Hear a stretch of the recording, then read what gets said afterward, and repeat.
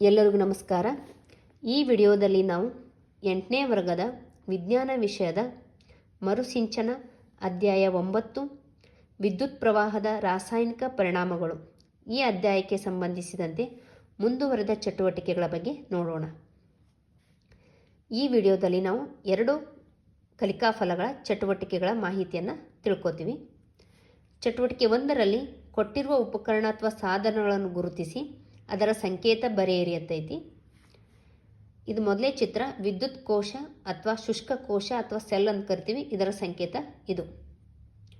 ವಿದ್ಯುತ್ ಬಲ್ಬ್, ಇದರ ಸಂಕೇತ ಈ ರೀತಿಯಾಗಿದೆ.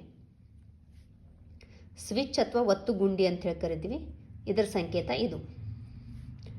ತಂತಿ ಅಥವಾ ವಾಹಕ ಅಂತ ಹೇಳಿ ಸಾಮಾನ್ಯವಾಗಿ ಕರಿತೀವಿ. ಇದರ ಸಂಕೇತ ಇದು. ಬ್ಯಾಟ್ರಿ, ಇದರ ಸಂಕೇತ ಇದು.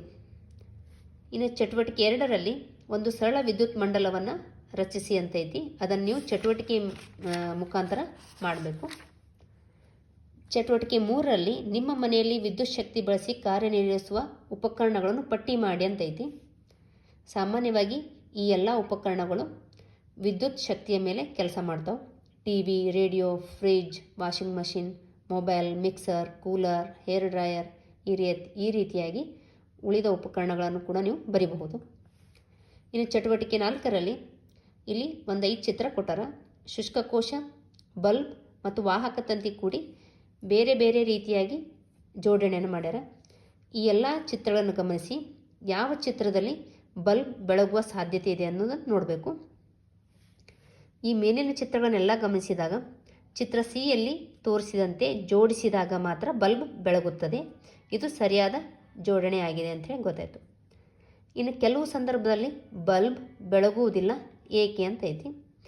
ಶುಷ್ಕ ಕೋಶದ ಋಣಾಗ್ರಕ್ಕೆ ಬಲ್ಬ್ನ ಋಣಾಗ್ರವನ್ನು ಮತ್ತು ಶುಷ್ಕ ಕೋಶದ ಧನಾಗ್ರಕ್ಕೆ ಬಲ್ಬ್ನ ಧನಾಗ್ರವನ್ನು ಜೋಡಿಸದೇ ಇದ್ದರೆ ಬಲ್ಬ್ ಬೆಳಗುವುದಿಲ್ಲ ಎಂಬುದನ್ನು ನಾವು ನೋಡಿಕೊಂಡ್ವಿ.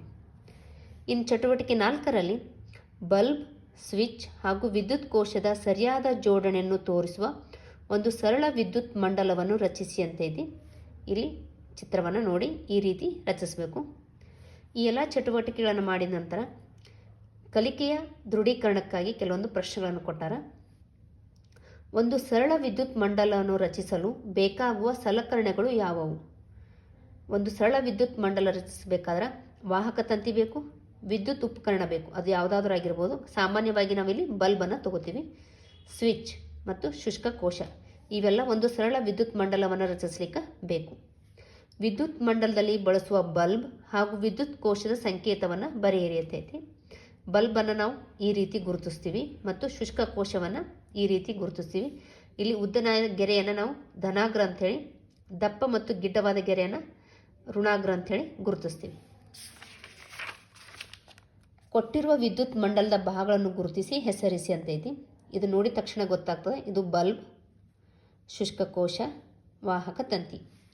ಈ ರೀತಿಯಾಗಿ ಅಧ್ಯಾಯ 9ರ ಚಟುವಟಿಕೆಗಳನ್ನು ನೋಡಿದ್ವಿ. ಇವುಗಳನ್ನು ಚೆನ್ನಾಗಿ ತಿಳಿದುಕೊಂಡು ಅಭ್ಯಾಸ ಮಾಡಿ. ಧನ್ಯವಾದಗಳು.